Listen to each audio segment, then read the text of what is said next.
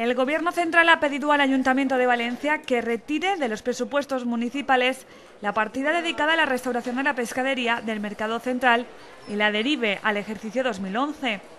De este modo, el Ejecutivo de Rodríguez Zapatero podría hacer lo mismo con una partida similar prevista en los próximos presupuestos generales.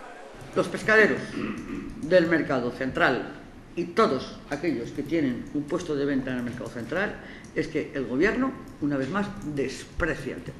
Porque estamos hablando de 1.700.000 euros, que no estamos hablando de nada del otro mundo espectacular que no se pueda cometer. Según ha recordado Rita Barberá, la reforma del Mercado Central es un compromiso electoral de la que fuese diputada por Valencia y vicepresidenta del Gobierno hasta hace unos días, María Teresa Fernández de la Vega. Devaluar hasta cero la palabra y el compromiso de quien ha sido diputada por Valencia, que mañana viene a recibir un homenaje. El único responsable de que se mantenga el estado de la pescadería del Mercado Central en las condiciones que está es el Gobierno de España, por un continuo incumplimiento de sus compromisos hasta consignados en los presupuestos. El convenio se firmó en 2008 con la entonces ministra Beatriz Corredor y con la vicepresidenta de la Vega como testigo. Ahora, este compromiso adquirido por el Gobierno central volverá a retrasarse.